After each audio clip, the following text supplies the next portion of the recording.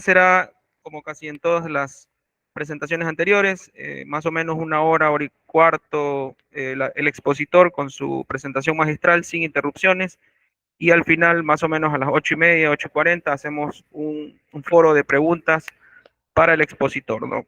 Esperemos y confiamos que esta vez no sean opiniones, sino consultas directamente, porque el que tiene que tener aquí por decirlo así, robarse el show es el expositor. Así que esperamos que no sean comentarios o que no se hagan acotaciones, sino preguntas para que él nos pueda explicar y que sean rápidas, concretas y claras para poder avanzar a la siguiente. Entonces, esa es la idea de la exposición. Quien les habla, Marcelo Medranda, está organizando esta charla. Marco Silva de Alianza Agropecuaria nos está colaborando con el enlace y el manejo de la aplicación. Y el profesor Diego Villaseñor, doctor experto en suelos, nos va a colaborar con la capacitación sobre nitrógeno. Como lo dijimos hace algunos días, esta capacitación enlaza muchas otras u otros temas que tienen que ver, como lo observaron en el video que acabé de presentar del IBNI, donde se hablan muchos temas sobre fertilizantes, sobre el pH de suelo, sobre distintos aspectos que se pueden hablar. Y tiene mucho que ver con la parte actual, la parte práctica, la parte comercial que viven muchas compañías, de presentar sus tecnologías respecto al manejo y a la baja pérdida de nitrógeno con las tecnologías que actualmente existen, ¿no? El hombre hace muchos años descubrió, eso lo decían al principio del video, antes de que empezáramos, hace muchos años descubrió con el proceso Haber-Bosch la fabricación industrial de algo que es gratis, que es el aire, del nitrógeno atmosférico, y convirtió ese nitrógeno atmosférico en un fertilizante, luego que se acabara el guano y el salitre. Entonces, a partir de allí nació la revolución industrial. Lo que no se sabía era la pérdida de nitrógeno. Actualmente estamos en una disyuntiva donde cuánto nitrógeno aplicamos versus cuánto se pierde. Entonces, hay muchas tecnologías que actualmente están haciendo su andar en el mundo comercial y pueden servirle a muchos productores, y básicamente esa es la idea de la capacitación en esta noche, eh, poder presentar no solo los problemas que tiene el nitrógeno y en sus diferentes fuentes, sino las alternativas en forma general que pueden hacer uso los productores para evitar o minimizar esas pérdidas de nitrógeno. Entonces, bueno, vamos a leer el currículum de Diego antes de empezar las preguntas, y para no perder más tiempo y las personas que se han conectado en honor a su puntualidad, vamos a arrancar. Diego, te presento, bienvenido. Algunas personas ya te conocen y gracias por tu presteza y por tu don de servicio aquí con esta capacitación. Esperamos que sea un éxito como todas las que hemos tenido. Bienvenido. Gracias, Marcelo. Buenas noches a todos. Bien. ¿Empiezo, Marcelo? Sí, sí, por favor. Por favor, antes de las preguntas leemos la hoja de vida para que Okay. los demás te conozcan. O si quieres, lo hacemos ahora. No, como tú quieras. Espérame un momento. Estoy teniendo... Bueno, mientras te conectas o mientras transmites y te pones al punto, voy a leer tu hoja de vida. Diego Villaseñor Ortiz. Un ratito, Marcelo, discúlpame que te interrumpa. Necesito autorización para compartir pantalla porque no... No, ahí no, está ahí, presentado. ya, Sí, ok. Ya entiendo. Ya, disculpa. sí, seguimos. Bueno, rápidamente. Diego Villaseñor Ortiz es experto en nutrición vegetal y fertilidad de suelos. El doctor Diego Villaseñor es profesor de la Universidad Técnica de Machala en Ecuador, con una formación sólida que incluye un título de ingeniero agrónomo y economista agropecuario, un máster en fertilidad de suelos de la Universidad de Concepción de Chile y un doctorado en ciencias del suelo de la Universidad Estatal de Sao Paulo en Brasil. Con más de 10 años de experiencia en proyectos de investigación sobre la fertilidad de suelos y la nutrición vegetal en cultivos tropicales, el doctor Villaseñor ha participado en cursos y estancias de especialización en prestigiosos institutos como el INIA de Chile, el INIAP de Ecuador y la Universidad de Chile y Concepción. Y de Concepción de Chile también. Su trabajo actual se enfoca en el diagnóstico nutricional de cultivos a través de sistemas integrados de recomendación y diagnóstico DRIS, la dinámica y gestión de nutrientes del suelo y las plantas, agricultura de precisión y el uso eficiente de fertilizantes. Cuenta con más de 10 de 11 artículos publicados en revistas especializadas de prestigio como Nature, Taylor and Francis e International Society of Tropical and Subtropical Horticulture, y participación como coautor en 5 capítulos de libros y en uno como autor principal. El doctor Villaseñor es un científico altamente respetado en su campo, además es árbitro de varias revistas científicas latinoamericanas y ha recibido premios y becas internacionales. En su carrera profesional, el doctor Villaseñor ha trabajado como consultor para empresas productoras de cultivos de exportación, ayudando a mejorar la nutrición de las plantas, la fertilidad del suelo y la agricultura de precisión. Bueno, tiene empresas en las que ha trabajado varias bananeras de la zona de Machala en cultivos de cacao, y consultor de algunas empresas como SQM, Agro el Productor, Retexo, Fermagri, Agrodiagnostic, IDB, Yara, Agrinet, y ha participado como capacitador en varias otras conferencias. Bueno, bienvenido, Diego. Una amplia experiencia y un currículum muy amplio. Eso da a notar que eres viejo. Bueno, bienvenido. Adelante, Diego. Gracias, Marcelo. Gracias, Marcelo. Gracias por la invitación, gracias por la deferencia. Y bueno, para mí siempre es un gusto, un placer poder compartir lo poquito que sé en realidad. Son 10 años de experiencia en haciendo investigación, haciendo consultorías.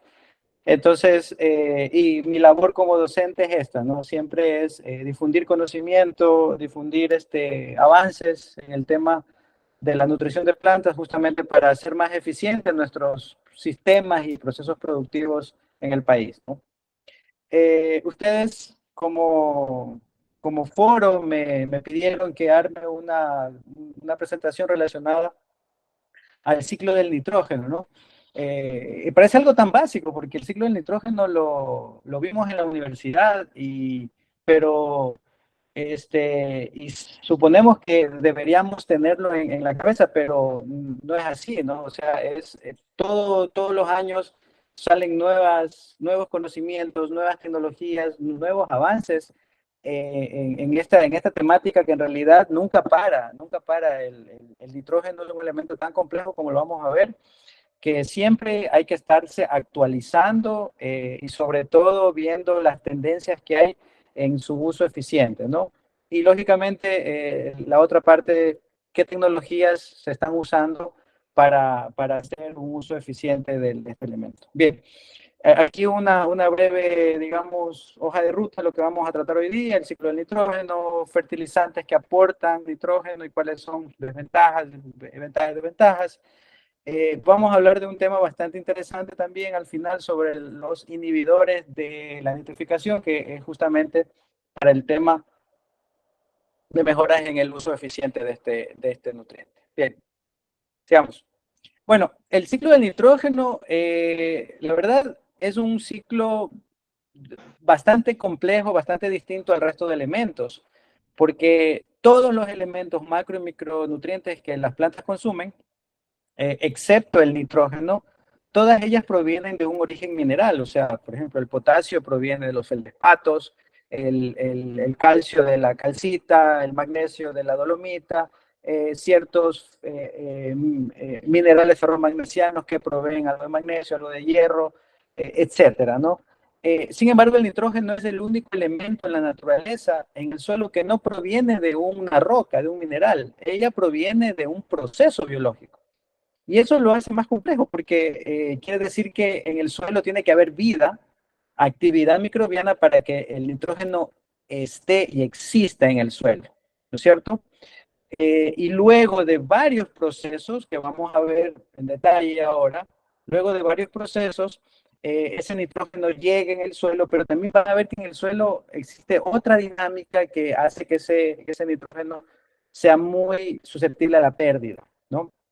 Entonces, principalmente nosotros debemos entender que este elemento existe en el suelo justamente por la actividad microbiana, la vida en el suelo, ¿no? Y lógicamente, ¿no? Como todos los que estamos inmersos en la agricultura, sabemos que el nitrógeno es un elemento esencial. O sea, un elemento esencial significa que es un elemento que sin ese elemento la planta no puede vivir, no puede existir, no puede desarrollar sus funciones básicas fisiológicas, ¿no? y así nosotros vemos en la gráfica cómo esa falta de ese elemento puede ocasionar ciertas distorsiones en el crecimiento, el desarrollo de la productividad de los cultivos. Bien, ok. Hablando del ciclo del nitrógeno, este elemento ingresa al suelo, porque hablamos de inputs y outputs, ¿no? O sea, entradas y salidas, ingresa al suelo a través de tres mecanismos, sistemas básicos. Primero, la fijación atmosférica. La fijación atmosférica quiere decir que a través de ciertos eventos atmosféricos como tormentas, tormentas eléctricas, lluvias, ¿no es cierto?, muy fuertes, este elemento ingresa al suelo. Algo se me está olvidando de comentar, algo muy importante, que la principal fuente de suministro, digamos, de nitrógeno en la naturaleza es la atmósfera. En este momento estamos respirando nitrógeno, todos estamos respirando nitrógeno, mayoritariamente nitrógeno, porque el 78% de nuestra atmósfera se constituye de este elemento. Entonces, este elemento al estar en la naturaleza y a través, en forma de gas, ¿no? En una forma muy, digamos, en una molécula N2, o sea, que son dos moléculas de nitrógeno ligadas muy fuertemente, a través de la energía generada por eventos atmosféricos, este nitrógeno quiebra esta fijación, o sea, digamos, esta ligación, y este nitrógeno entra al suelo. Esa fijación atmosférica puede llegar, según la literatura, a fijar entre 2 a 70 kilogramos por hectárea del elemento nitrógeno. Justamente estamos anoche aquí en El Oro, hubo una tormenta eléctrica bastante intensa, bastante fuerte, y seguramente donde cayeron esos rayos hubo fijación de nitrógeno.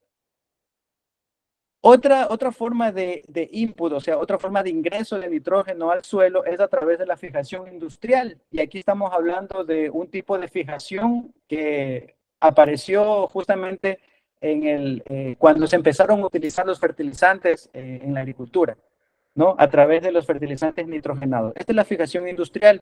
Se estima que industrialmente se ingresan alrededor de 65 millones de toneladas de nitrógeno cada año, más o menos, ¿no?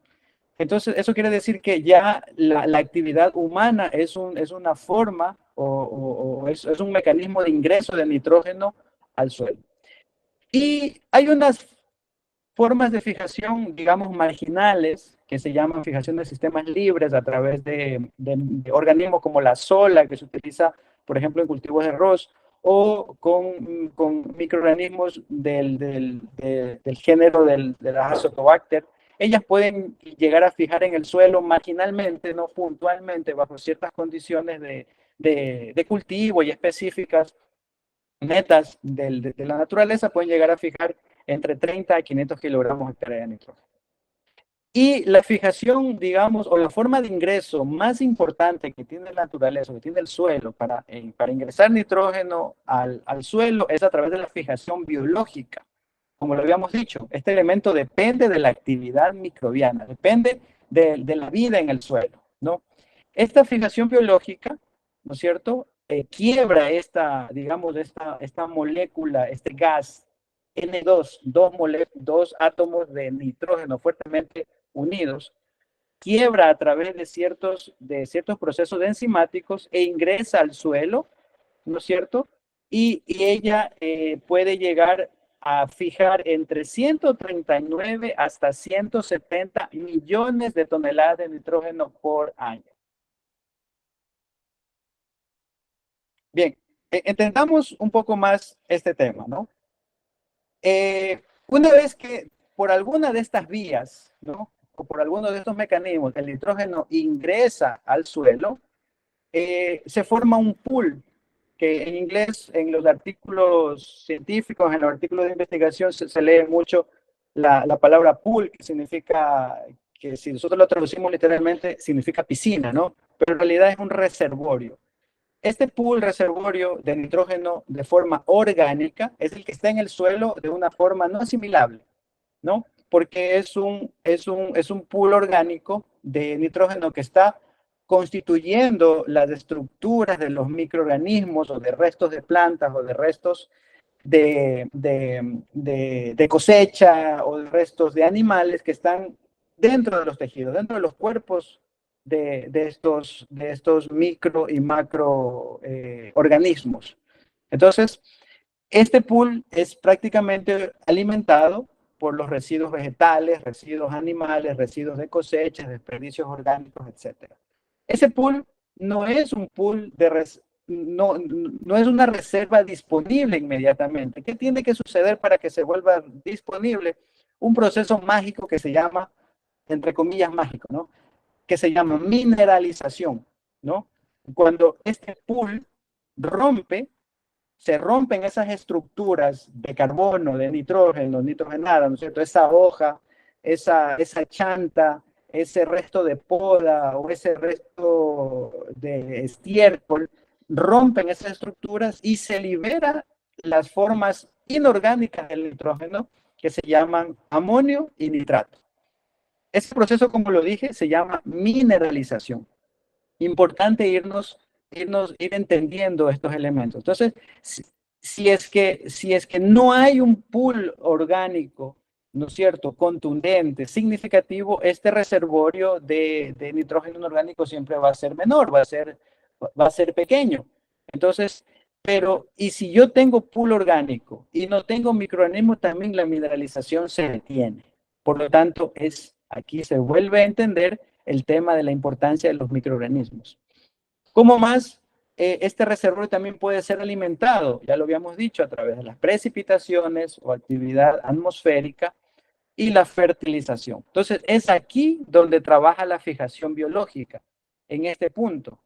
Claro, como todo sistema tiene entradas, pero también salidas, ¿no? Salidas de nitrógeno. Cuando este nitrógeno pasa de orgánico a inorgánico, él inmediatamente es requerido por las plantas, porque esas son las dos formas en que las plantas absorben el nitrógeno. O también este nitrógeno vuelve a la parte orgánica porque los mismos microorganismos que lo generan lo consumen nuevamente para sus propias estructuras orgánicas y se inmoviliza nuevamente. Y ese proceso, como ustedes bien lo ven, se denomina inmovilización. Otro output, otra salida, lo habíamos comentado, la absorción de las plantas, que las plantas también al tomar tanto amonios como nitratos ingresan a sus estructuras vegetales y forman tejidos, ¿no? Forman sustancias necesarias para la vida de ellas, por lo tanto ese nitrógeno también se inmoviliza. Otra forma de pérdida es a través de las pérdidas gaseosas y eso lo vamos a ver también más adelante. Estas formas de nitrógeno, específicamente las amoniacales, tienden en contacto con la atmósfera y en contacto y bajo ciertas condiciones desfavorables para la agricultura en el tema climático, ellas pueden convertirse a gas. Y el nitrato también tiene esas posibilidades de convertirse en gas a través de ciertos procesos microbianos, ¿no? Entonces, como ustedes pueden ver, es un ciclo, realmente es un ciclo que debemos entenderlo así, que ingresa, pero ese ingreso no es permanente, porque estamos entendiendo que ese nitrógeno puede ser consumido, inmovilizado, tanto por los microorganismos o por las plantas, o se puede perder de forma gaseosa, y también se puede perder de forma de lixiviación, ¿no es cierto? O por pérdidas, ¿no? Hablemos de cada uno de estos procesos de forma práctica. Entendimos que la inmovilización es el consumo de ese nitrógeno formado en la mineralización, ¿no es cierto? La mineralización es la transformación del nitrógeno orgánico en inorgánico, o sea, de que pasa de formar parte de la estructura de un resto de poda a convertirse en nitrógeno amoniacal y nítrico. Esa es la mineralización. En cambio, la inmovilización es todo lo contrario, cuando esa forma orgánica es consumida, ¿no? Convirtiéndolas en tejidos, convirtiéndolas en partes de los cuerpos o de las estructuras de los microorganismos. Entonces, pero para que estas condiciones sucedan, hablamos un poquito más para acá, luego hablamos de las condiciones, ¿no? entendiendo la mineralización y la inmovilización, aquí suceden intermedio algunos procesos importantes. Por ejemplo, para que este nitrógeno orgánico se active a través de la mineralización con la actividad microbiana, tiene que ser catalizado por un grupo de enzimas, específicamente las proteasas, ¿no? Que ellas son las que rompen estas estructuras de forma significativa, ¿no es cierto? Y cuando este amonio, este nitrógeno orgánico pasa a ser amonio, ¿no es cierto? Este es atacado, este amonio, por más microorganismos específicos de otro tipo, del tipo de las nitrosomonas y las nitrobacter, donde ellas rompen esta configuración molecular del amonio y lo oxidan hacia una forma de nitratos, ¿no?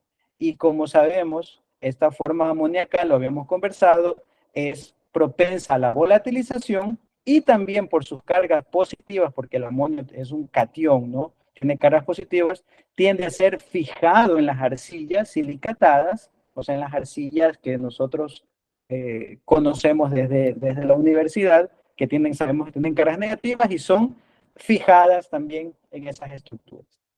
Y los nitratos, como habíamos dicho, son propensos a la lixiviación. ¿Por qué? Porque ellos al tener carga negativa no tienen forma físico-química de adherirse a las arcillas, peor a los limos, peor a las arenas, y ellas tienden a perderse. Entonces, es un sistema bien complejo, ¿no? En que yo lo veo como que el nitrógeno tarda mucho, le cuesta mucho trabajo en formarse, pero una vez que llegó al suelo, inmediatamente es atacado por microorganismos, lo oxidan, lo hacen nitratos, se puede fijarse en las arcillas, puede volatilizarse a través de la gasificación o puede perderse a través de la lixiviación.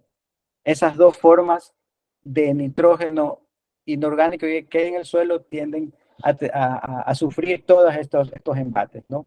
Entonces, para que esto suceda de una forma natural, normal, ¿no es cierto? Tienen que existir condiciones. ¿Cuáles son esas condiciones? Una temperatura del suelo no más allá de los 30 grados. Eso es algo como un poquito complicado llegar a mantener, sobre todo en esta temporada, ¿no es cierto? Humedad entre el 50 y el 60% de la capacidad de retención, o sea, de la capacidad de campo de ese suelo. Y la capacidad de campo, como ustedes saben, depende de la textura, o sea, la clase textural o la configuración textural de ese suelo. pH dentro del rango neutro y una relación carbono-nitrógeno, o sea, la acumulación de residuos orgánicos que no superen los 20 a 1. Entonces, cuando nosotros tenemos toda esa teoría en la cabeza, ¿no? Chuta, vamos a campo y si somos observadores, en algunas ocasiones vemos que estas situaciones empiezan a cumplirse. Por ejemplo, observen este cuadro, estos dos resultados de análisis, en donde vemos que el pH de este suelo en un sector está en 5,6 y en el otro sector en 4,7, quiere decir un pH ácido, ¿no? Y justamente la asimilación de ese nitrógeno está por debajo de lo normal en esa finca. Claro, ¿por qué? Porque habíamos hablado de condiciones, ¿no? Condiciones de humedad. Aquí la humedad seguramente no está hasta el 50-60% de la capacidad de retención. Aquí supera con creces lo que ese suelo puede retener. Habíamos hablado de temperatura. Aquí estábamos, por lo menos, como no hay cobertura, no hay traslape de hojas por la misma deficiencia de nitrógeno, el suelo puede llegar a superar los 38 fácilmente, los 40 grados, ¿no? Y sobre todo si no tienen una cobertura vegetal. Y cuando hablamos de pH, las condiciones de pH merman o disminuyen la capacidad de mineralización del nitrógeno orgánico, porque los microorganismos necesitan condiciones óptimas de pH, como lo vimos a su momento, ¿no es cierto? ¿Y cuál es el síntoma claro que vemos aquí? Es el color del suelo, los moteados y la muerte de raíces. Y hablamos siempre de pH porque los que tenemos formación agronómica sabemos que el pH genera la biodisponibilidad de los nutrientes. ¿Qué quiere decir eso? Que los nutrientes, ellos están en el suelo, pero son disponibles. Una cosa es estar en el suelo, ¿no?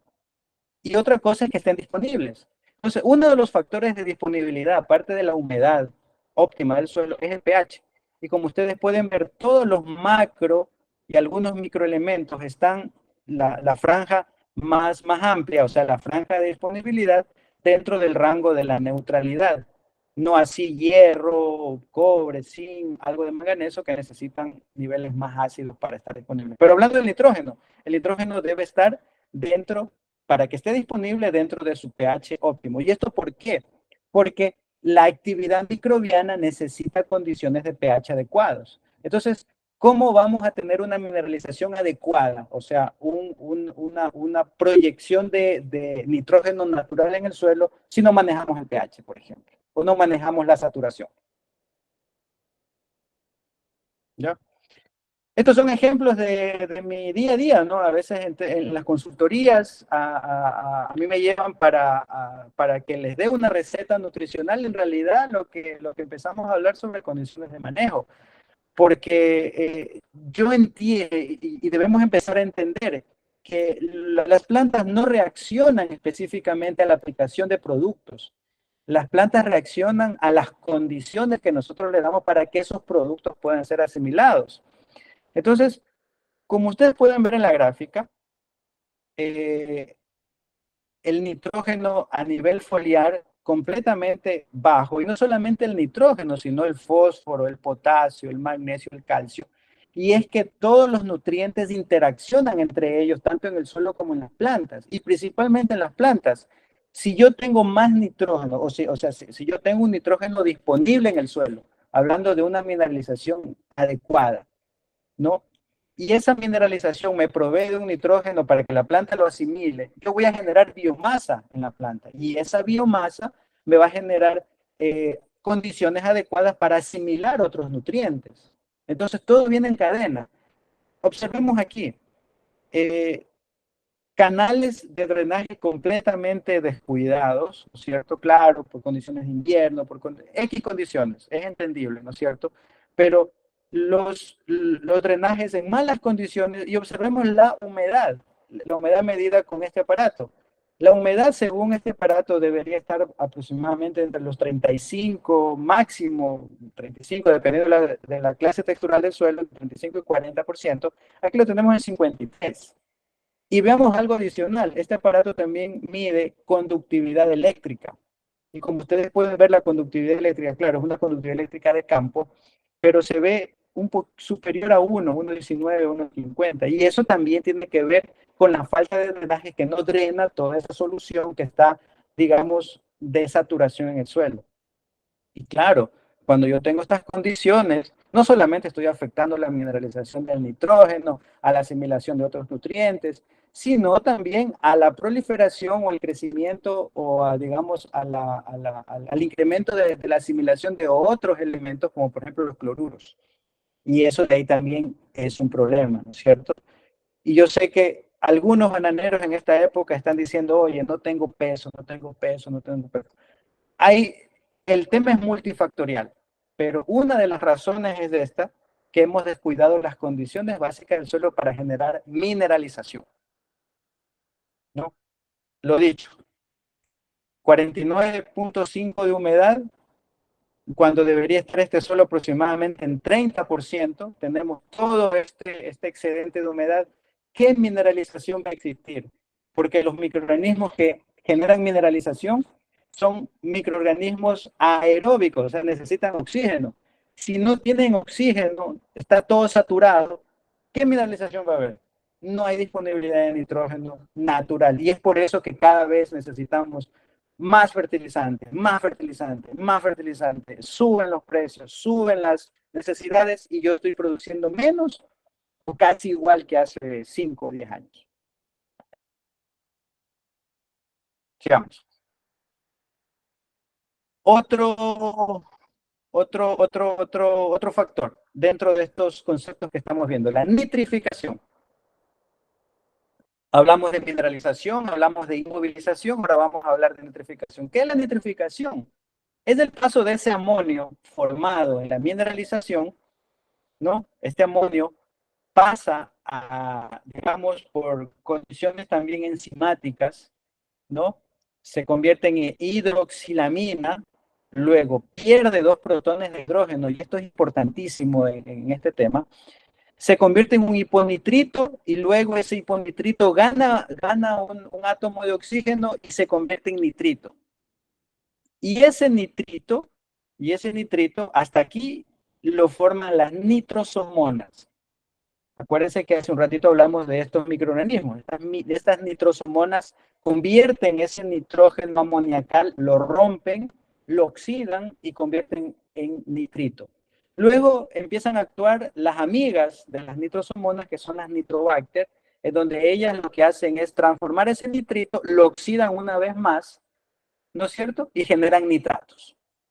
Ahora, la mineralización forma amonio y la nitrificación forma nitratos, ¿no es cierto? Ambas en condiciones de actividad biológica, y esa actividad biológica que necesita condiciones de pH, humedad y temperatura adecuadas en el suelo. ¿Cuál es el tema aquí en la nitrificación?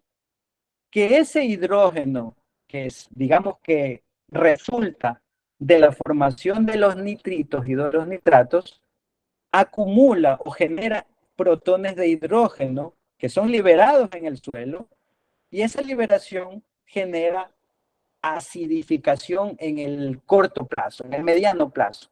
¿Por qué? Porque los hidrógenos se van acumulando. O sea, este desecho es como que nosotros no botemos la basura de nuestra casa, y esa basura se va acumulando, ese hidrógeno se va acumulando en el suelo y esto genera acidez, ¿no es cierto? Entonces, esos protones de hidrógeno contribuyen a la acidificación del suelo, y a medida que aumenta la concentración de nitratos en el suelo, la liberación de iones de hidrógeno puede aumentar, ¿no es cierto? Por lo tanto, la acidez puede seguir creciendo, ¿verdad? Y cuando vemos eso, y cuando vemos estas condiciones, ¿no es cierto? Así mismo como lo dijimos hace un momento, de la teoría a la práctica, si nosotros nos damos cuenta, suele suceder muy seguido, no es tan constante, pero por ejemplo, cuando ustedes revisan sus análisis de suelos, normalmente cuando yo tengo altas concentraciones de nitratos, como lo vemos en este ejemplo de aquí, altas concentraciones de nitratos, normalmente esa alta concentración se relaciona con el pH más ácido de ese sector o de esa finca o de ese lote. Miren ustedes, tenemos 47 ppm o miligramos por kilo de nitrato, 9,5, que es el pH más alto, y 208 partes por millón, 5,5 pH ácido. ¿Qué quiere decir aquí? Que hubo una nitrificación, a lo mejor exagerada o grande, por el uso de alguna fuente amoniacal. Vamos a ver después cuál puede ser.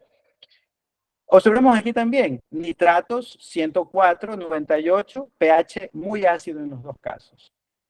Observemos en este otro set de muestras lo mismo, 79, 40 ppm, 79, 49. El pH más ácido es el que tiene el nitrato más alto. Y así podemos ir viendo en muchos casos que muchas veces coincide, ¿no? Y eso es porque normalmente puede haber un remanente de utilizaciones, uso de algún tipo de fertilizante que esté generando esa acidificación. Seguimos. Entonces, ¿qué factores afectan a la nitrificación? Algo quiero dejar claro, o sea, la mineralización y la nitrificación en el suelo son procesos fundamentales en la acumulación o en la fijación del nitrógeno inorgánico en el suelo. El tema es que cuando distorsionamos estos procesos, empiezan a generarse los problemas que vamos viviendo día a día. Por ejemplo, aireación del suelo y buen drenaje. ¿A qué me suena eso?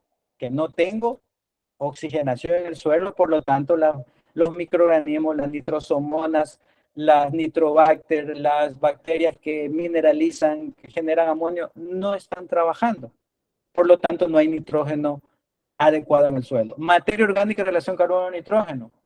Necesito la materia prima para que haya una buena formación de nitrógeno en el suelo. Acuérdense que uno de los alimentadores del pool orgánico son la materia orgánica y los residuos orgánicos. Temperatura del suelo, otra vez topamos este tema. Humedad en el suelo, otra vez topamos este tema, ¿no es cierto? Que no es que el banano necesita agua, agua, agua y agua, eso es mentira. El banano necesita agua lo que necesita, o sea, lo que debe asimilar. No, yo no debo de abrir la llave indiscriminadamente y regar las fincas porque con eso genero saturación y modificaciones del ambiente de los microorganismos, ¿no? Otra condición importantísima, las cationes intercambiables. Lo mismo, cuando yo riego en exceso, puedo generar también hasta lavado de cationes. Cuando hablamos de cationes de intercambio, estamos hablando de calcio, magnesio, potasio. Cuando riego en exceso, tengo lluvias en exceso como en esta época, pues esos elementos se pierden y eso es un indicador de la modificación también del pH. Y sobre todo, uso de pesticidas. Esta fotito que vemos aquí es una foto que la tomé el día sábado. Un uso indiscriminado de los herbicidas dentro de la finca, adentro, ¿no? Ahí es un acabose para la actividad microbiana. Donde tomábamos un dato de campo de pH, en todo lado marcaba 5, 4, 5, 4, y la acumulación de biomasa era exagerada. O sea, no había microorganismos que consuman y que generen mineralización. Y no hablemos de la saturación del suelo. No hablemos de eso por cuestiones de drenajes. Bien. Otro término, denitrificación. Denitrificación. La denitrificación digamos, el efecto de ese nitrato, ¿no? A través de también actividad microbiana, que puede ser consumido en condiciones anaeróbicas, o sea, cuando hay saturación. Imagínense, si yo tengo saturado el suelo, puedo generar pérdidas de nitrógeno. ¿Por qué? Porque otro grupo de microorganismos anaeróbicos, ellos empiezan a robarle el oxígeno al nitrato. Parece mentira esta película, pero así funciona de forma química y biológica. Esos elementos, esos microorganismos consumen el oxígeno de este nitrógeno y lo convierten en gas. Ese no le queda otro remedio, a este nitrato que gasificarse. Claro, por eso es que en los suelos arroceros, ¿no es cierto? Siempre ellos utilizan formas de nitrógeno amoniacal, ¿no es cierto? Porque si utilizan nitratos en los suelos arroceros, esos nitratos inmediatamente son consumidos por las bacterias que viven aquí, porque esto está permanentemente saturado, ¿no?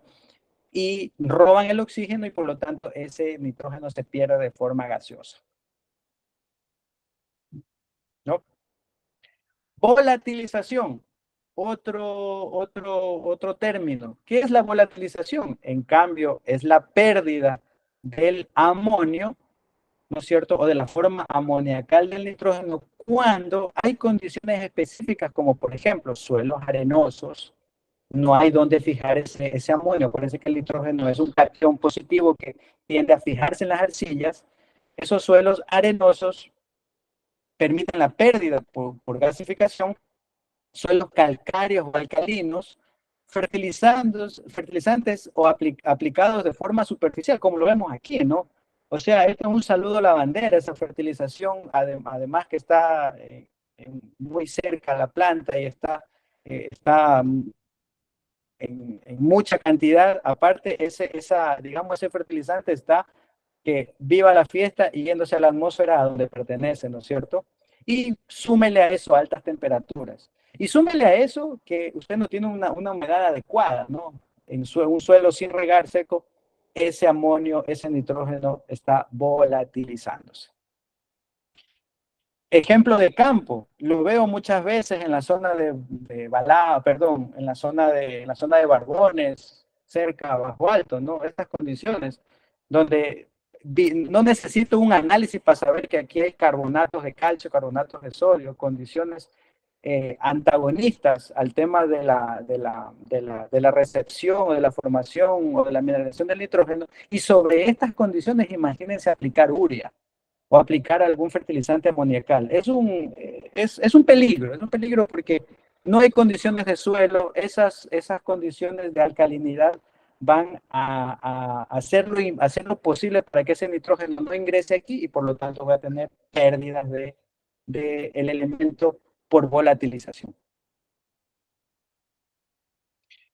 Y otro tema importante que es como, es como que no lo queremos topar, ¿no es cierto? En realidad, el verdadero problema del nitrógeno, estimado foro, es el problema de la contaminación, porque ya vimos que tanto el amonio se volatiliza y el nitrato, ¿no es cierto?, se denitrifica. Por lo tanto, cuando esas formas de nitrógeno suben a la atmósfera, generan la contaminación. Y nosotros estamos tranquilos, o sea, perdón, y nosotros estamos convencidos de que el CO2 es el mayor problema del cambio climático. No, señores. El CO2 es un niño de pecho frente al óxido nitroso, al amoníaco y al metano que estamos generando cuando hacemos una fertilización inapropiada e ineficiente.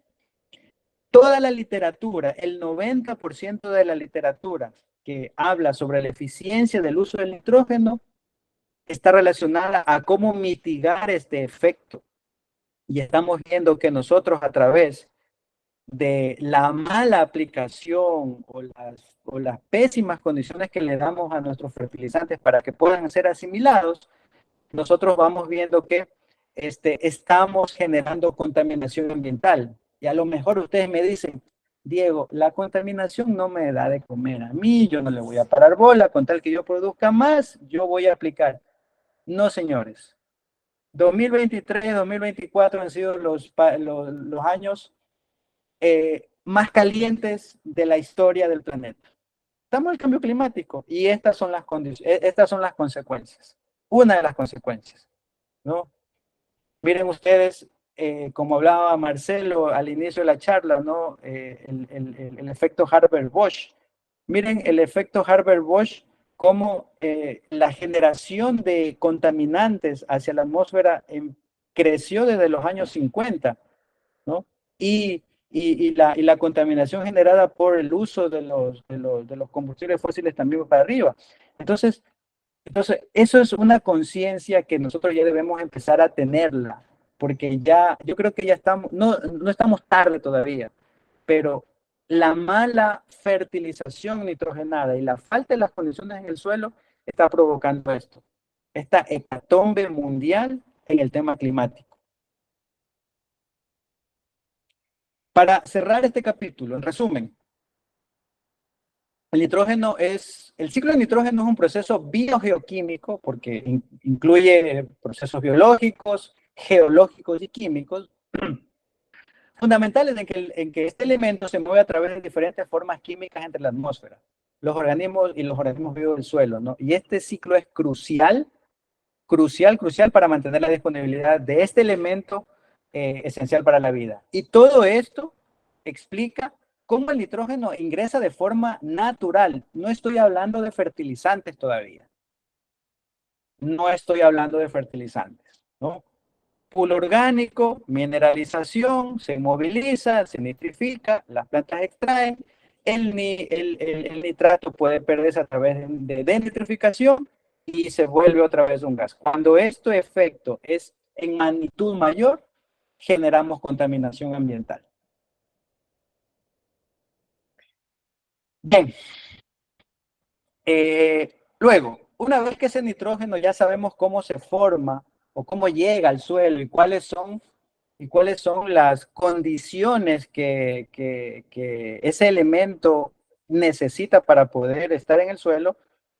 Una vez formado esa forma inorgánica de nitrógeno, las plantas lo consumen, ¿no es cierto? Y tienen que apurarse porque se fija, se denitrifica, se pierde, se lixivia, le pasan muchas cosas. Entonces las plantas también tienen que estar ahí, digamos, atentas para que ese amonio, ese nitrato puedan ser asimilados de forma correcta. Una vez que ingresa a la planta, ¿no? Este va a formar parte integral de nucleótidos que forman ADN y ARN, ¿no? Que son componentes principales de muchos metabolitos orgánicos, ¿no?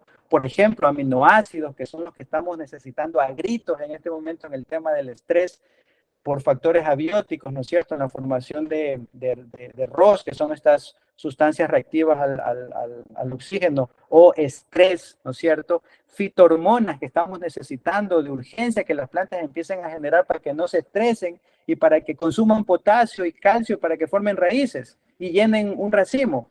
Y metabolitos secundarios, ¿no es cierto?, para formar almidones, para formar carbohidratos, azúcares, para que llenen lo que tengan que llenar, ¿no?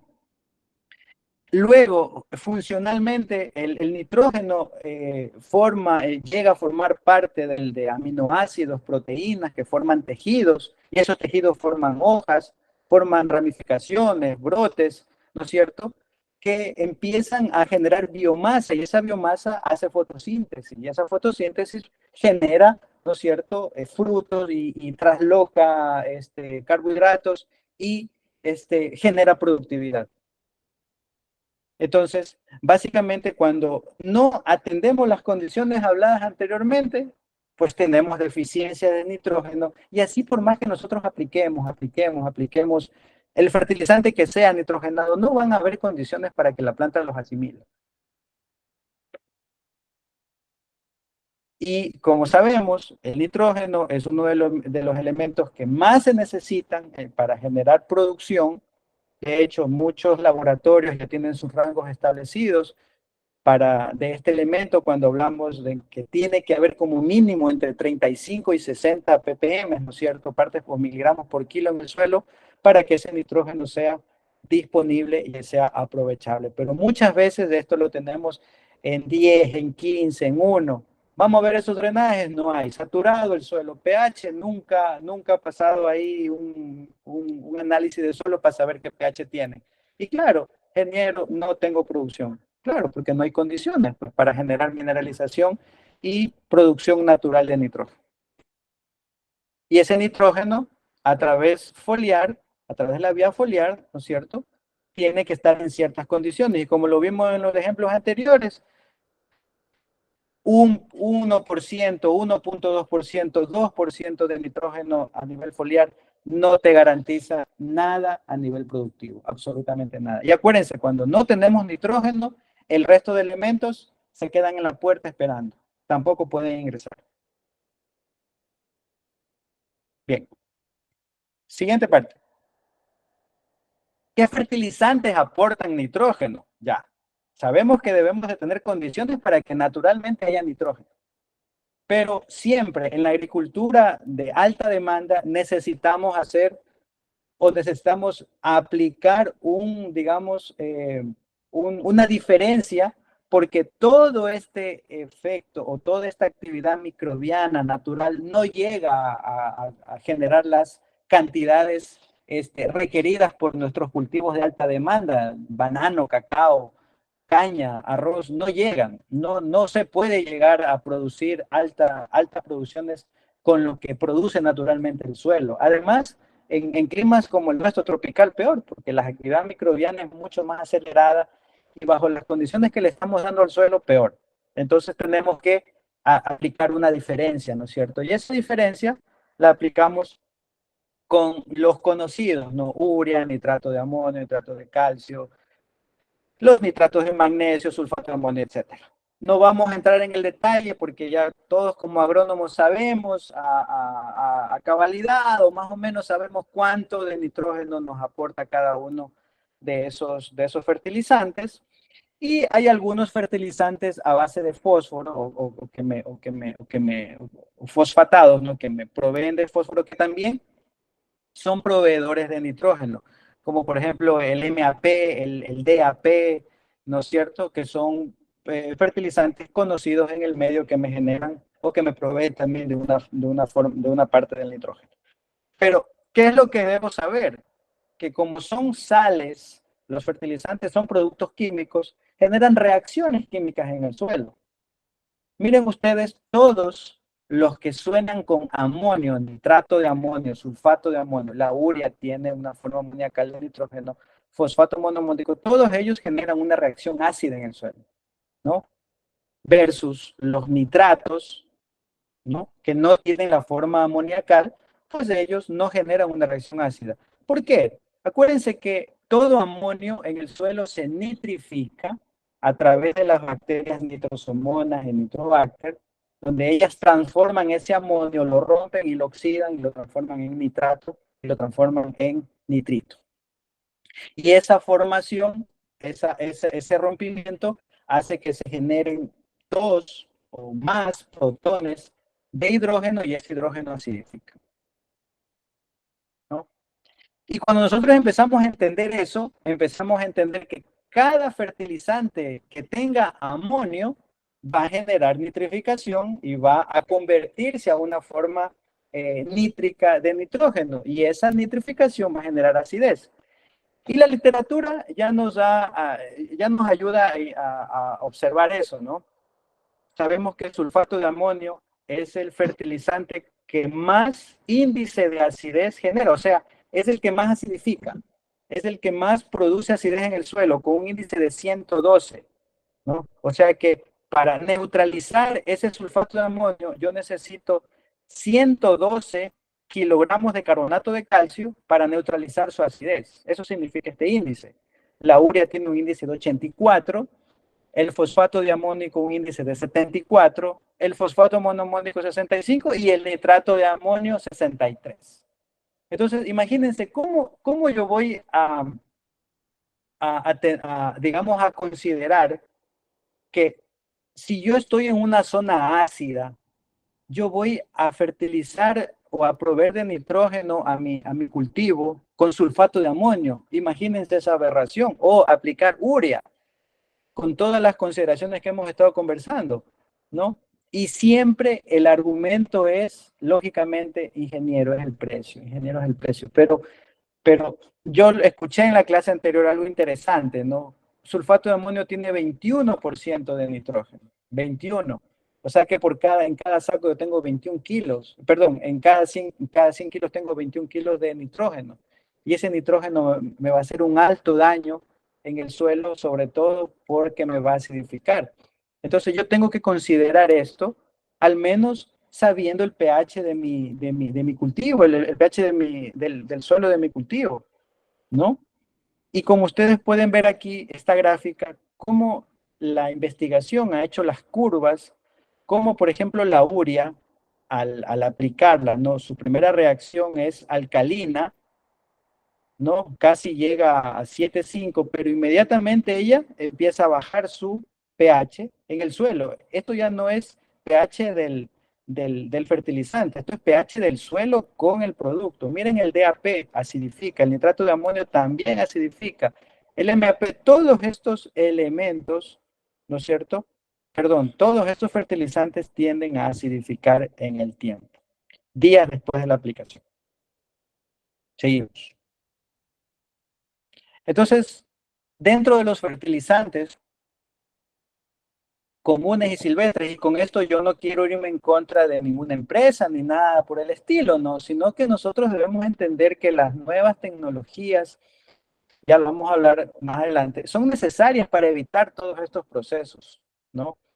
La urea es un fertilizante noble, es un fertilizante adecuado, es un fertilizante tradicional, pero tiene sus limitaciones, tiene sus puntos en contra. Por ejemplo, la urea al llegar al suelo, ¿no? Se hidroliza, ¿no? Forma amonio, pero esta hidrolización causa su primer residuo, el CO2, contaminación ambiental. Perfecto. Este amonio también, si no hay condiciones adecuadas, este amonio se gasifica en amoníaco, contaminante ambiental también. También ese amonio puede ser fijado en las arcillas por su carga positiva, ¿no es cierto? Como lo habíamos hablado en el ciclo del nitrógeno, inmediatamente lo que va quedando ¿no? Esto siempre y cuando hayan condiciones de suelo, humedad, temperatura, ¿no es cierto? Lo que va quedando las plantas lo asimilan. También ese amonio se nitrifica, esa nitrificación produce acidez, ¿no?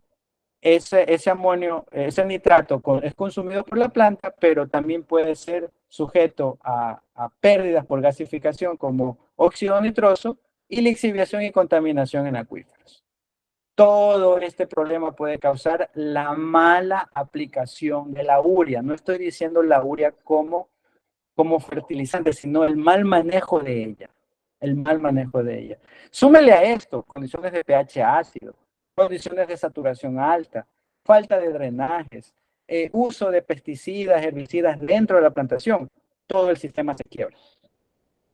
Y esto genera una situación de ineficiencia en el uso del fertilizante. ¿Qué problema representa el sulfato de amonio? Lo mismo, si yo no sé manejar muy bien este fertilizante y lo aplico sobre condiciones de suelo ácido, yo voy a generar mucha más acidez que la que me causa la urea. Acuérdense que el sulfato de amonio tiene un índice de acidificación, un índice de acidez, perdón, mucho más alto. Seguramente en suelos alcalinos con pHs por arriba de 7.5, el sulfato de amonio sea una buena opción, pero no le quita el tema de la pérdida por gasificación o la pérdida por transformación de nitratos y eso a óxido nitroso. Y la contaminación, ¿no es cierto? El nitrato de amonio. Honestamente, yo creo que el nitrato de amonio es el menos, digamos, que me puede causar un problema serio, ¿no? Porque tiene las dos fuentes, nitrato y amonio, ¿verdad? También acidifica, también se puede generar pérdida por óxido nitroso, también se puede lixiviar, pero hay algo importante que atañe a todos los fertilizantes. Es que si yo no tengo un buen sistema de riego, también la eficiencia del uso de los nutrientes cae. Este cuadrito es un cuadro adaptado de un libro muy interesante sobre fertilización, en donde me indica que, por ejemplo, el uso del nitrógeno bajo condiciones de riego por inundación, la eficiencia puede ser entre el 40 y el 60%. Cuando mejora el sistema, aspersión o pivote, 60-70, y por goteo a 75-85. Entonces, si yo no tengo un buen sistema de riego, también todo esto se vuelve mucho más ineficiente. Bien, y para ir ya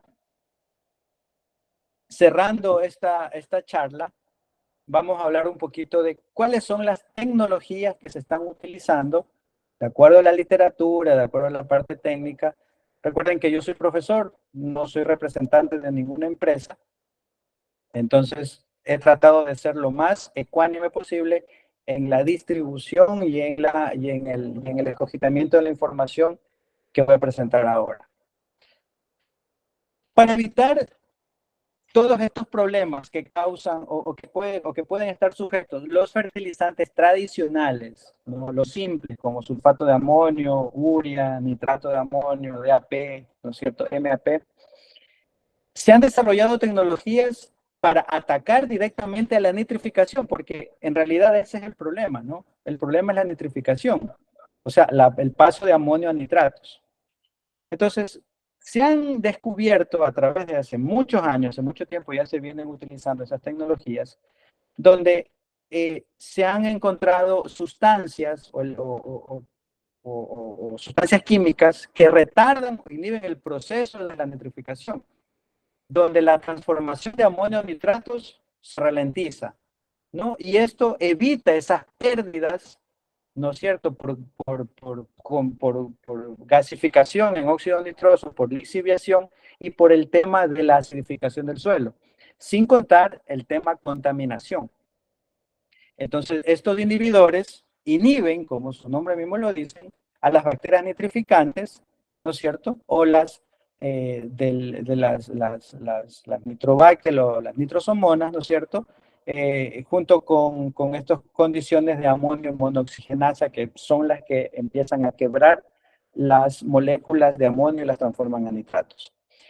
El fin de esto, reducir la lixiviación de nitratos, disminuir simultáneamente la emisión de gas, ¿no es cierto?, de gases relevantes para el clima, como el óxido nitroso, y reducir otros efectos de la nitrificación, como la acidez y la lixiviación por pérdidas de nitratos.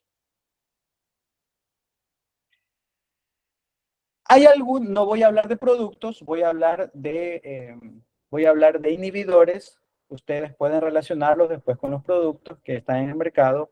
Los más importantes, la dicianodiamida o DCD, el fosfato 3,4-dimetilpirazol, que es el DMPP. Hay el nitrapirín más diciadiamida o ENTEC. Hay una combinación entre DMPP y NPPT. Y hay unas coberturas de azufre que también se han desarrollado tecnologías, ¿no es cierto?, para revestir el fertilizante, ¿no es cierto?, con azufre elemental para poder ralentizar esa nitrificación. Acuérdense que estos inhibidores lo que hacen es detener la nitrificación para evitar las consecuencias de aquello, ¿no? Entonces, de acuerdo a la literatura, por ejemplo, los DCD, ¿sí?, se ha establecido bajo investigaciones que ellas reducen las emisiones de N2O hasta un 40% en suelos franco-arenosos. En condiciones de humedad, este inhibidor no trabajó, no fue eficiente, o sea, en condiciones de saturación del suelo. Este autor indica que la inhibición, ¿no es cierto?, también se ralentiza en suelos subtropicales, ¿no?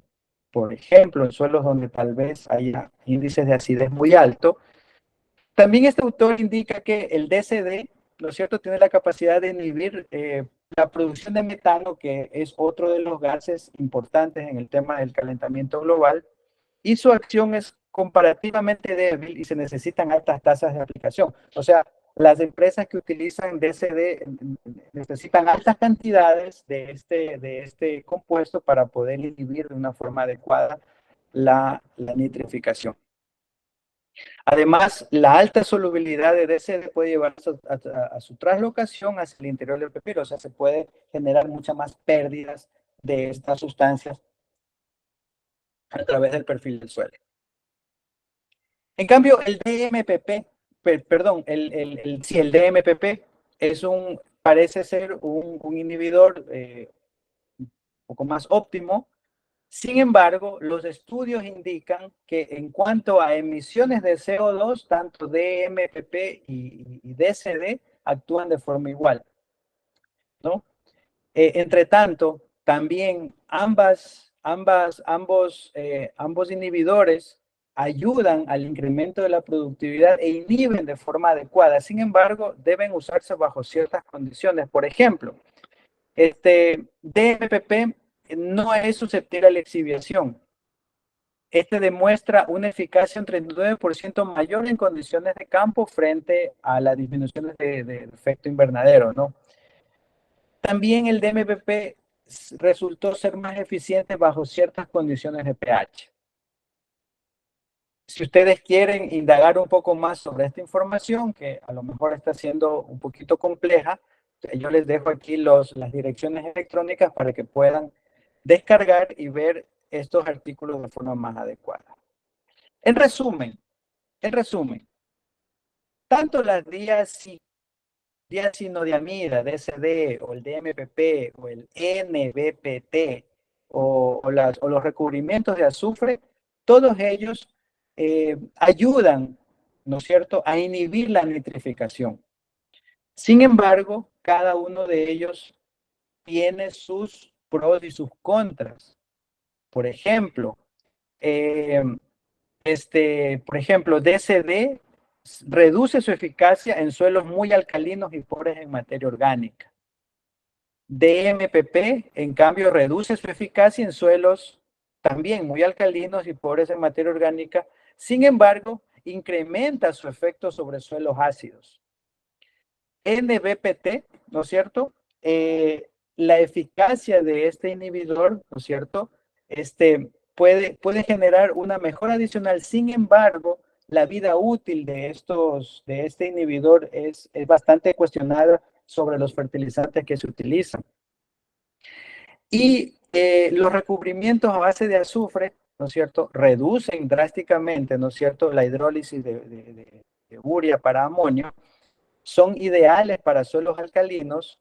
Sin embargo, ellos reducen, no de una forma eficaz como lo hace DMPP y DCD, las emisiones de efecto invernadero, ¿no?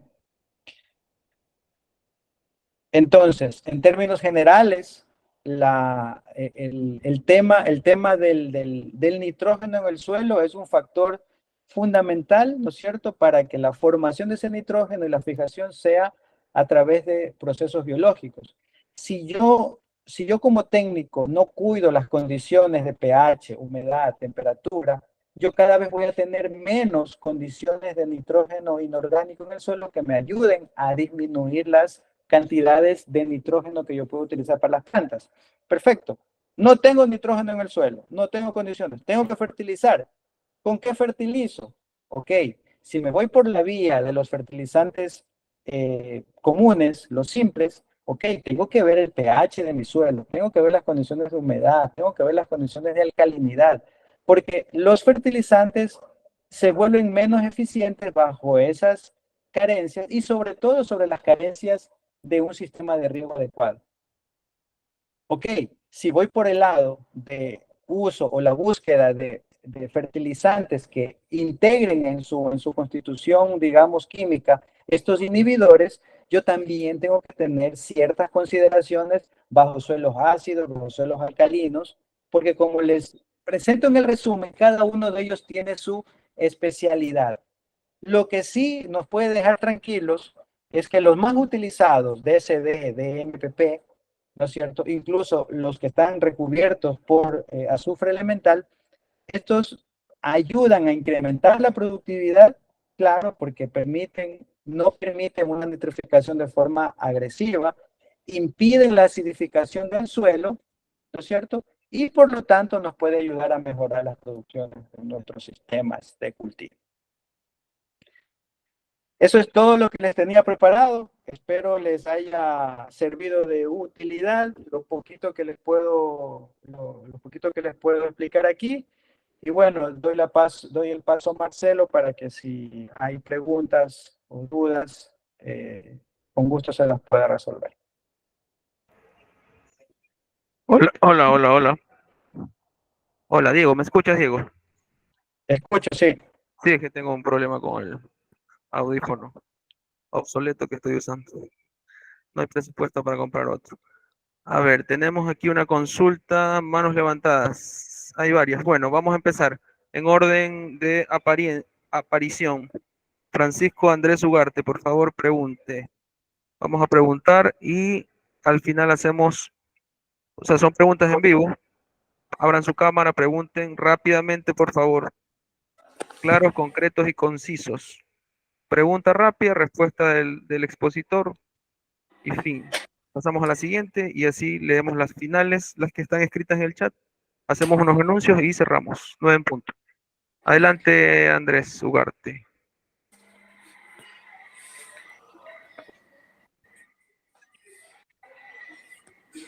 Andrés, hola. Eh, Marco, habilítale por favor. Están habilitados los micrófonos. De hecho, Billy creo que tiene abierto el micrófono. Andrés no ha abierto. Allá, allá, ok. Perdón, Bueno, Billy, perdón. adelante.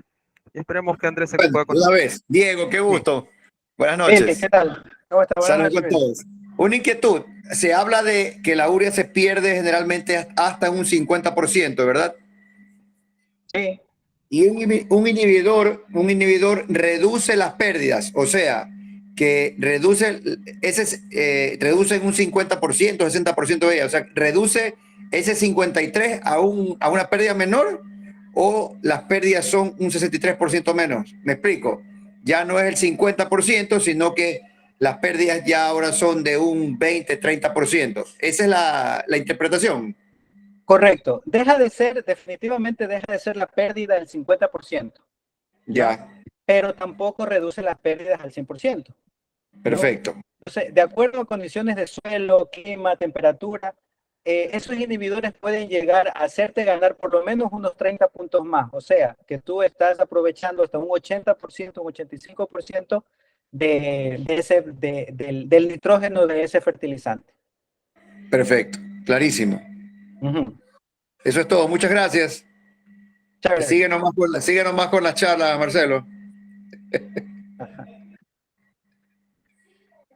Chao, Diego. Chao.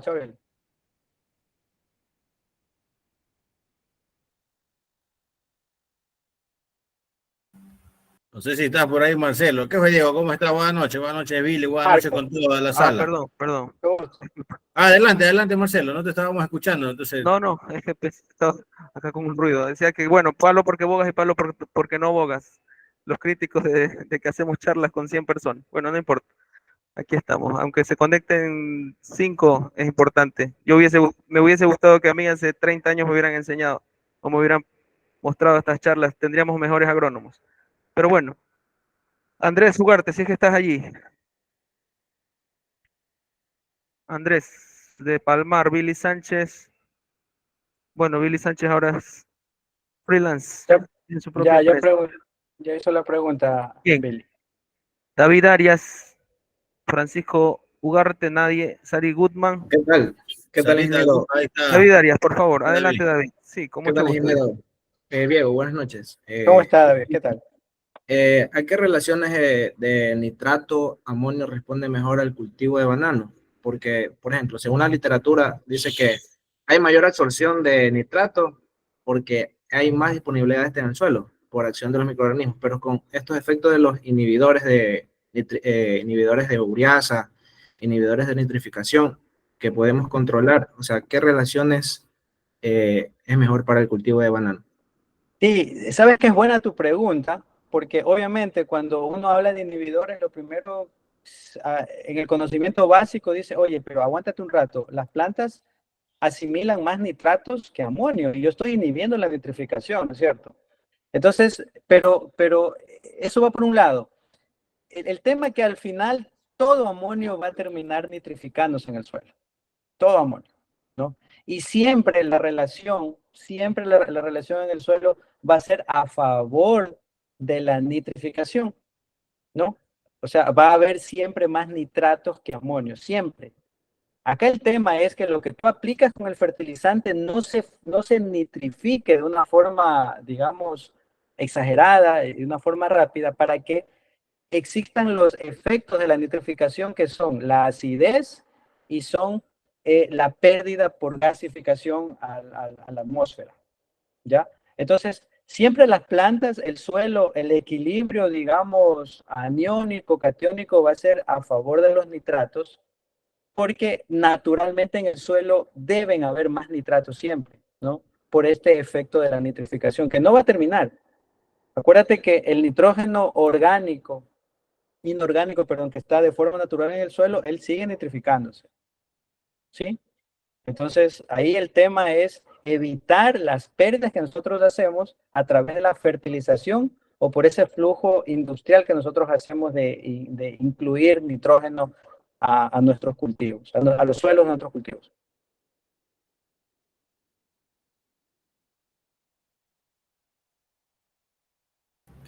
Chévere, gracias, ingeniero. Adelante, ingeniero. Hernán.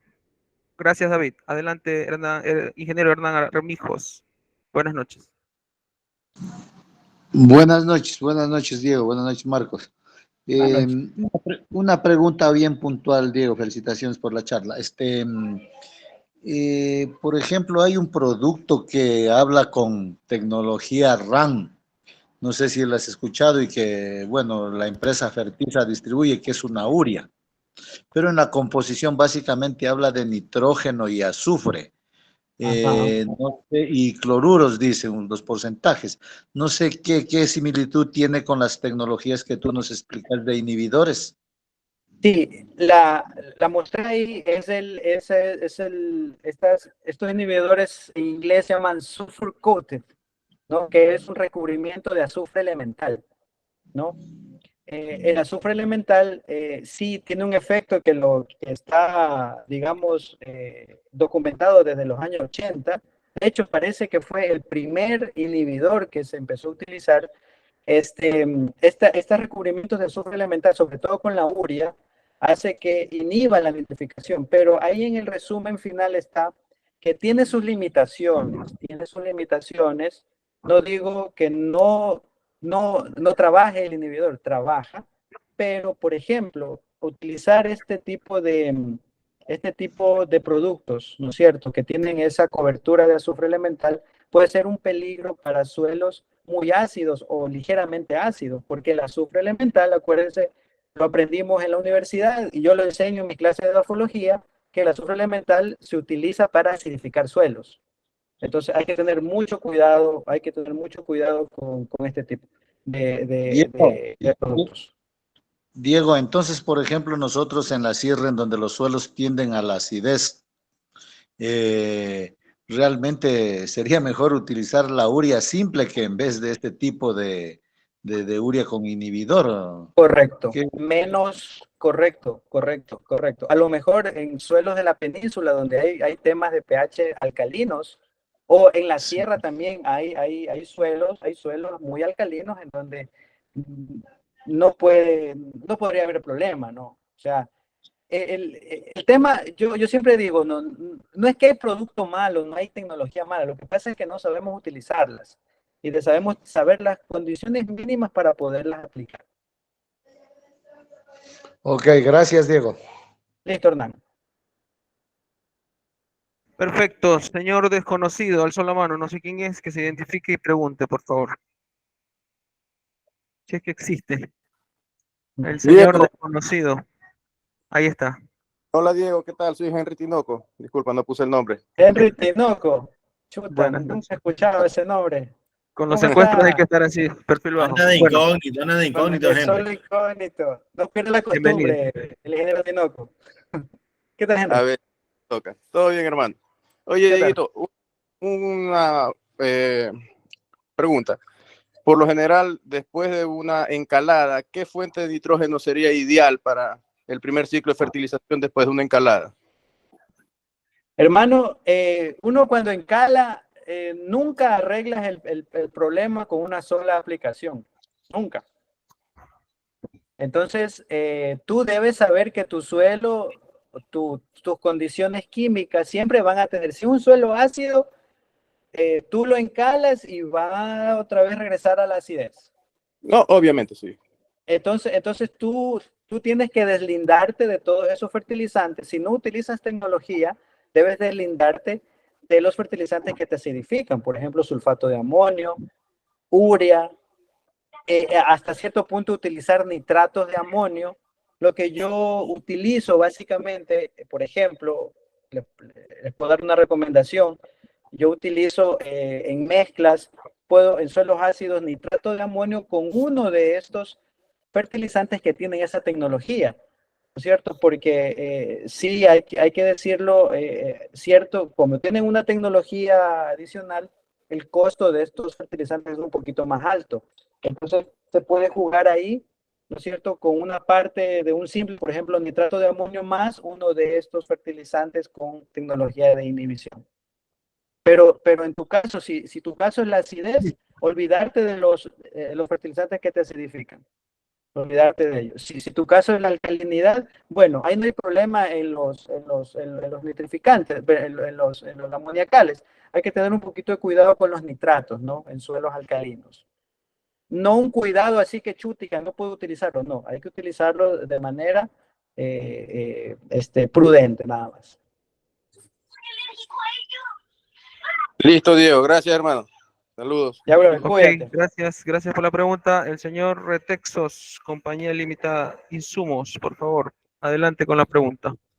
Hola, hola, ¿cómo están? Buenas noches. Byron Diego, Ramírez. ¿cómo están? Buenas noches. Diego, una consulta. Yo conozco muchos inhibidores acá yo te pregunto lo siguiente, ¿el DMPP se caracteriza para nuestros cultivos o no? Porque yo he conocido ciertos estos inhibidores que tienen problemas en las raíces, que saliniza, que acidifica, que esto, que el otro. Ujú. Sí, mira, como lo dije en la charla, los más comunes de MPP y DCD trabajan en la inhibición de la nitrificación. DMPP, por ejemplo, funciona de manera significativa en suelos ácidos, ¿no? En suelos que tienen problemas de acidez, ¿no es cierto? En suelos donde hay ligeras condiciones de saturación. DCD también es un buen inhibidor, sin embargo, hay que tener más restricciones, sobre todo, por ejemplo, en suelos arenosos y suelos alcalinos y donde tenga poca materia orgánica, ¿no? Ahora, no necesariamente es apto para el cultivo. Lo que uno tiene que ver es en el suelo, ¿no es cierto? Si hay la restricción en el suelo, de ahí si tú tienes mango, banano, piña, lo que sea, los inhibidores de MPP son adecuados para una alta gama de cultivos, pero hay que ver condiciones de suelo.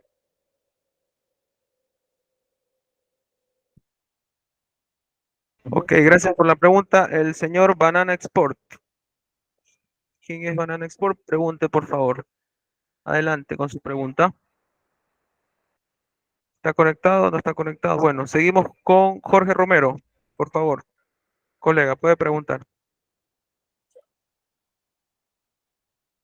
Muy buenas noches a todo el grupo, al ingeniero Diego y el señor Marco y a todos los conocidos. Mi pregunta, es- espero que no sea un poco salida del foco, pero por lo regular en la provincia del Oro tenemos suelos con pHs con tendencia a la acidez, 5.5, 6, 5, y obviamente hay que aplicar los sulfatos, el nitrato, la bulia mismo, según lo que se ha expuesto esta noche, incrementaría pues la acidez. He visto que de manera comercial están aplicando estos fertilizantes simples con materia orgánica que está alrededor de 7, 7.5, ácidos húmicos también. Eso sería una eficiente opción para lo que es nutrición edáfica aquí en la provincia del Oro. Sí, Jorge, pero ¿qué tipo de materia orgánica? Porque usted sabe que en términos generales, digamos, hay dos, ¿no? Hay materia orgánica de descomposición, o sea, compostada, como de lombriz, compost, ¿no? Y materia orgánica proveniente de leonardita, ¿no? Entonces hay que especificar eso. La materia orgánica, digamos, compostada, normalmente no se puede mezclar con el fertilizante. Una por la reacción inmediata que tiene, ¿no es cierto? Empieza a hacer líquido el fertilizante. Y otra porque no tiene, digamos, la granulometría adecuada como para poderla mezclar dentro de una máquina mezcladora. Entonces siempre la materia orgánica, ese tipo de materia orgánica se aplica aparte. Y la otra, la leonardita, esa sí se puede mezclar, pero hay una gran diferencia, que la leonardita tiene específicamente ácidos húmicos que son ricos en cargas negativas. Entonces, el ácido húmico de la leonardita no inhibe la nitrificación, lo que sí genera más cantidades de cargas en el fertilizante y en el suelo para retener por un periodo un poquito más largo de tiempo a los fertilizantes que ustedes aplican. O sea, básicamente hace que el fertilizante, al llegar al suelo con esa cantidad de materia orgánica de leonardita, su liberación sea un poquito más lenta nada más, pero no inhibe la nitrificación. Pero en ambos casos, el uso de materia orgánica de leonardita o compostada son fundamentales para la sostenibilidad de la actividad microbiana en el suelo, algo que hablamos bastante en la charla, ¿cierto? Correcto, así es. Ok, entonces, para productores pequeños, medianos, simples, que no tienen la infraestructura adecuada de drenajes, de un buen sistema de riego. Lo ideal sería cuidar el pH del suelo, y trabajar con los elementos simples, o sea, urea, muriato de potasio, nitrato de amonio, para poder de alguna manera sostener lo que es producción mediante fertilización edáfica. Así sería Mm, la No, conclusión. Jorge, no, Jorge, yo sí tengo un criterio bastante duro en ese tema, porque ya sea un productor pequeño o por más pequeño que sea, yo no puedo sostenerlo solamente a base de productos, ya sea urea, ya sea el mejor fertilizante, el mejor inhibidor. Lo que yo debo de primero decirle a mi productor, a mi asesorado, a mi cliente, que él tiene que generar condiciones en el suelo para que esos fertilizantes funcionen. Si yo veo un productor de 1 hectárea, no tiene drenaje, tengo que decirle que haga. Porque es como que yo fuera un médico y lo vea usted con una afectación pulmonar y le diga, no sabe que siga fumando y le voy a dar esta pastilla para que le quite un poquito el dolor. Eso no es así. Yo le digo, oiga, deje de fumar. Punto. ¿No? Así mismo, al productor hay que decirle, hay que guiarlo, hay que decirle, tiene que hacer drenajes y explicarle por qué. Tiene que aplicar materia orgánica y explicarle por qué. Explicarle por qué. Tiene que hacer un buen sistema de riego, porque por cada ineficiencia de riego yo estoy perdiendo 20, 30 puntos de eficiencia en el uso del nitrógeno, por ejemplo. Conviértalo eso a urea. Con mis alumnos solemos hacer un ejercicio, básicamente el paso de un sistema de riego por gravedad a uno por sufriar me puede ayudar a una ganancia de hasta 200 a 300 dólares por hectárea, solamente en el uso eficiente del nitrógeno. Entonces, no, Jorge, opinión técnica es que ese productor tiene que empezar por lo básico, por los drenajes, materia orgánica, riego. Después, a explicarle cómo utiliza el fertilizante. Perfecto. Creo que con eso me respondió y nos ha respondido a muchísimos técnicos en esta área. Muchísimas gracias, ingeniero Diego. Muchas Gracias, gracias. Marco. don Marcelo. Una pregunta, por favor, más. Una pregunta, pero rápida, concreta y solo una por participante. Puedes responder las preguntas en el chat. Gracias. Banana Sport. Sí, muchas gracias.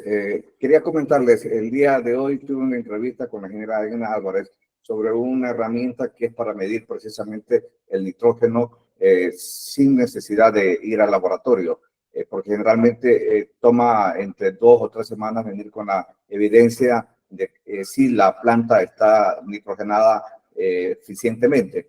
Y me decía ella que es muy importante estos datos porque es un database que se requiere para la toma de decisiones. Y escuchándolo a ustedes sobre todo este tema del nitrógeno, yo creo que una herramienta como esa sería interesantísima para el sector banano. Realmente en cualquier tipo de fruta se lo puede hacer, pero al momento lo han puesto en línea para banano. ¿Cuál es la pregunta, colega? La pregunta es... voy a dar una acotación, ya, perfecto. Sí, exactamente, sí. Ya, eso lo explicó también el doctor Spans la semana antepasada sobre herramientas. Yo le puedo dar mi opinión con base en mi experiencia. Yo en mis visitas de campo ando con instrumentos de medición de campo, pero ninguna de estas herramientas va a reemplazar al análisis de suelo. Nunca. O sea, yo puedo tener una idea del pH, una idea de la humedad, una idea de la salinidad, una idea, ¿no?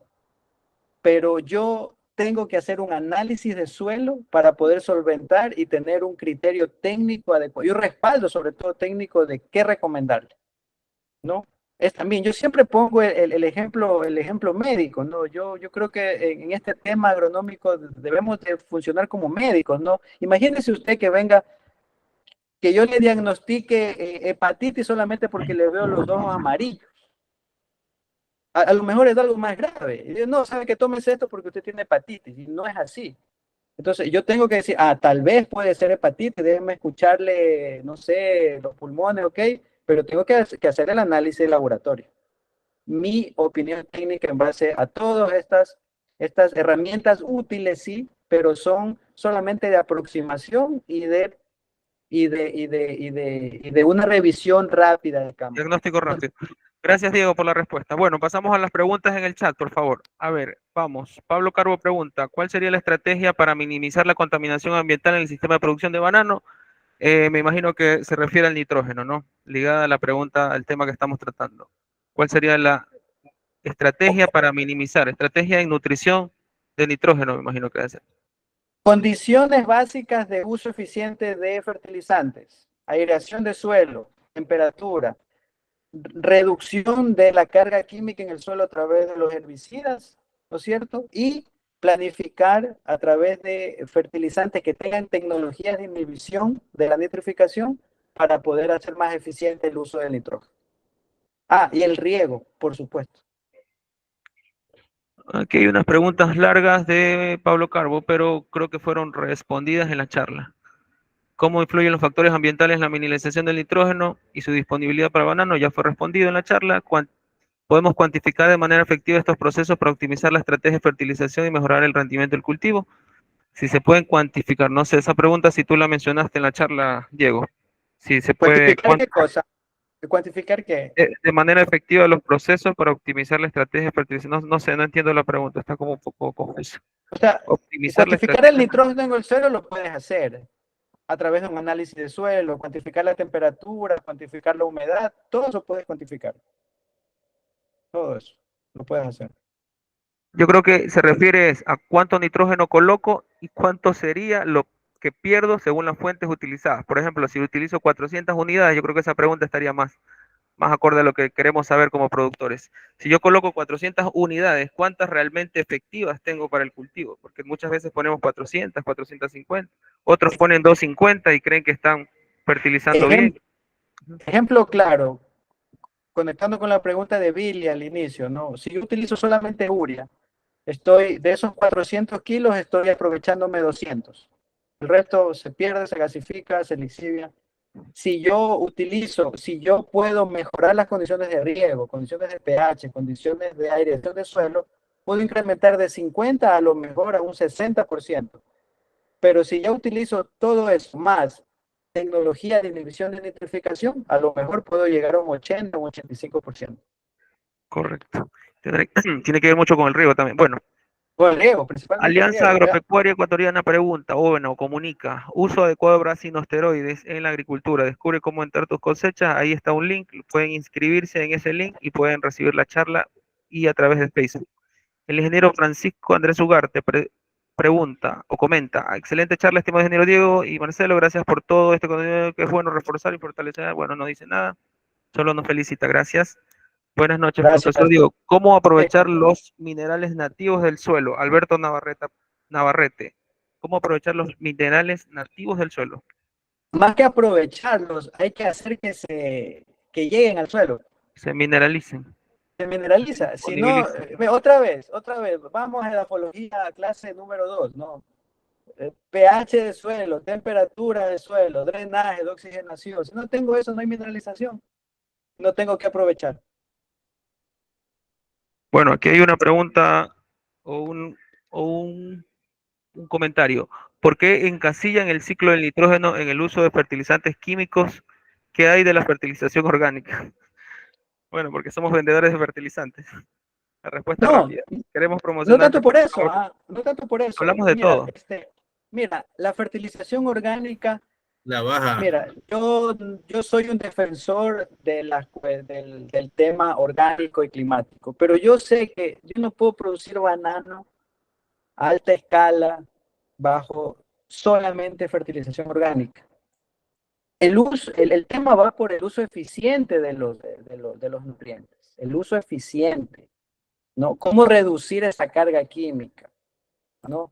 ¿Cómo reducir ese impacto? Porque fertilizando, incluso hay estudios, yo les puedo pasar, si me escriben por interno a mi correo electrónico, yo les puedo pasar estudios donde la mayoría de estudios indican que el uso de materia orgánica de dudosa procedencia causa peores efectos al clima que un fertilizante, porque tú no sabes qué descompones ahí. Puedes estar metiendo arsénico, cadmio, si son residuos, por ejemplo, de animales, están llenos de antibióticos. Entonces, la fertilización orgánica hay que manejarla con mucho cuidado, porque tú no sabes, al menos fertilizante sabes que es 46% de nitrógeno.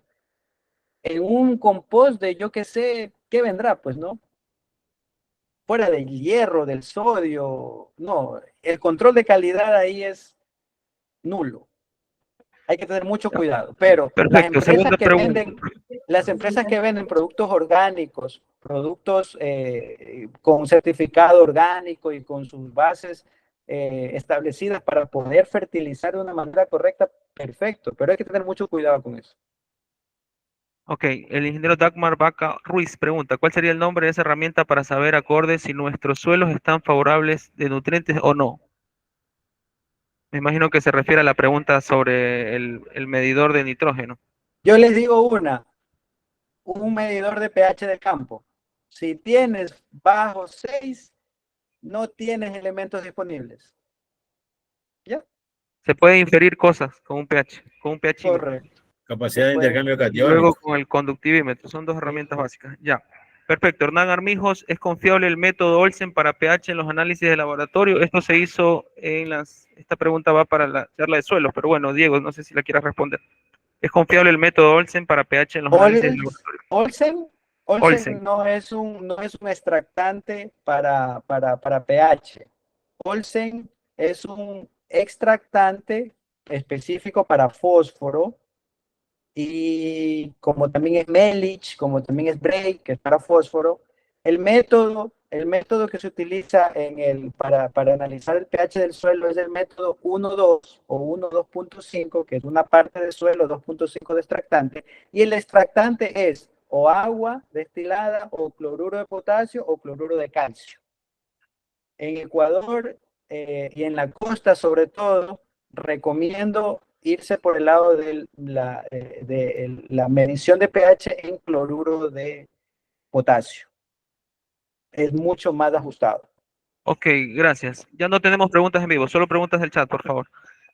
Francisco Ugarte pregunta, una consulta, estimado profe, si se desea disminuir, esta pregunta está buena, si se desea disminuir la fertilización nitrogenada, sea nítrica o amoniacal, ¿qué opinión tiene de las fuentes alternativas como aminoácidos aplicados en fertirriego o vía edáfica como sustitución a los mencionados?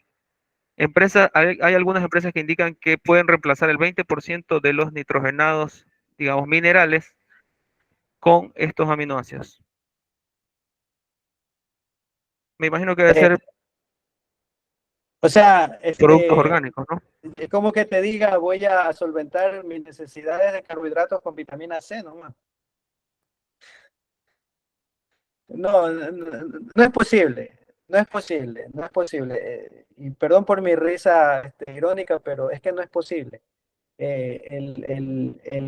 Lo que pasa es que el nitrógeno forma aminoácidos. ¿Cómo puedo hacerlo? ¿Cómo puedo reemplazar el nitrógeno con aminoácidos? No. Claro, O sea, alimentos de minerales. no, tú necesitas el nitrógeno como NH4 o NO3 para formar aminoácidos. Correcto. Pregunta de Frickson Fajardo, ya nos quedan pocos minutos. Dos preguntas más. ¿Cómo hacer pruebas de compactación de suelos? ¿Alguna herramienta a usar? ¿Algún método de campo? Perdón. Se refiere a cómo saber si el suelo está compactado. Me imagino que es con el penetrómetro, ¿no? Pregunta sobre alguna herramienta. Hay herramientas, el penetrómetro, también lo puedes hacer a través de la densidad aparente, el método del cilindro, el método del terrón, donde si tú haces el cálculo de densidad aparente, si un suelo presenta densidades superiores a 1.5, ya es un suelo compactado. Perfecto. Richard Ramírez pregunta, buenas noches, ¿qué estrategias pueden implementarse en sistemas de tratamiento de aguas residuales para evitar la contaminación por nitrógeno? Este nitrógeno, asumo, es nitratos. ¿Los nitratos son contaminantes? Sí. ¿Qué estrategias recomiendas? Sí, eso se llama la eutroficación, ¿no es cierto? Cuando los suelos, el agua está cargada de nitratos, ¿no? Sí, es un tema así bastante complejo. La verdad, el tratamiento de aguas no es mi área, no sabría responderte, pero seguramente hay técnicos y hay estrategias para poder mitigarlas. Una puede ser, ¿no es cierto?, la adopción de la oxigenación del sistema, ¿no es cierto?, no agua estancada, sino corrida. También puede ser otra la inclusión de ciertas especies vegetales, acuáticas, plantas acuáticas que puedan tomar esos también. contaminantes. Piscicultura. O piscicultura, pero no te vayas a comer los peces, ¿no? Peces contaminados. Ok, pregunta Orodelti. Al fraccionar el fertilizante en banano, ¿en qué porcentaje me ayuda para no perder peso en el racimo? Una buena pregunta, pero bastante amplia. Si fracciono fertilizantes en banano, ¿qué porcentaje, o sea, se refiere a tu experiencia o qué sabes tú, qué opinas, tendría yo de ayuda para no perder peso en el banano? O sea, ¿qué tan bueno es fraccionar? Para que eso lo preguntan, no te sabría decir un número, pero mientras más fraccionado es, la ganancia es mayor. Yo tengo yo asesoro a una empresa en que ellos tomaron la decisión bajo mi instrucción que la fertilización es semanal. Entonces, es que mira, yo siempre lo pongo el ejemplo, no, tú no puedes comerte toda la comida de la semana el lunes nomás, pues. No, tú tienes que hacerla de lunes a domingo y fraccionada 3 veces al día, ¿no es cierto? Lo mismo las plantas, mientras más fraccionado es mejor. Viene costo-beneficio, análisis financiero, disponibilidad, un montón de cosas. Pero de forma técnica es mucho mejor fraccionarlo. Ya, la siguiente pregunta. ¿El método Olsen se puede utilizar en suelos ácidos? Ya respondí esa Sí se respondió pregunta. esa. No, se refiere en general como método para analizar suelos. Método Olsen, pero ¿para qué elemento? Yo creo que es en general, Diego. Lo que pasa es que el problema es que aquí en Ecuador Olsen lo usamos para todo. Ya creo que han tocado ese tema anteriormente, Sí, ¿no? sí, se habló en la charla. Les recomiendo ir a la charla. Marcos nos va a compartir el link de todas las charlas donde están guardadas. Allí pueden descargar la charla del doctor Egbert Spans, muy buena. Por cierto, si nos está escuchando, felicitaciones. Muy buena charla sobre análisis de suelo. Fósforo, mira, Olsen, yo tengo aquí un montón de libros que hablan de Olsen solamente para fósforo. Solamente me parece Costa Rica, Guatemala, Ecuador se utiliza el Olsen modificado. Y ahí es cuando yo me confundo en realidad. Ahí sí viene un sinnúmero de cuestiones ahí que técnicamente no están correctas. Ya, doctor Villaseñor, la última pregunta, creo que ya no nos alcanza el tiempo. Saludos y felicitaciones de Juan José. ¿Qué experiencia tiene el doctor Villaseñor sobre el uso de microorganismos para fijar nitrógeno atmosférico y que sea aprovechado por la planta? Mira, todo lo que es ingreso de microorganismos al sistema es bienvenido, porque son necesarios para la mineralización. Pero, por ejemplo, el sábado yo visité a un productor en el que él es el orgulloso de que él reutiliza el raquis, ¿cómo se llama? Lo composta, el lixiviado, lo tiene bien ordenado, lo mete en el fertirriego, pero usa herbicidas a diestra y siniestra dentro de la finca, ¿no? Entonces yo le digo, mire, usted lo que hace con la mano está borrando con el codo, porque todo lo que está aplicando con los compuestos lo está matando por ahí mismo, ¿no? Entonces hay que cuidar esas cosas. El uso de los microorganismos tampoco debe ser un tema a la ligera, ¿no? Microorganismos son organismos vivos que necesitan pH, necesitan oxígeno, necesitan condiciones de vida, temperatura.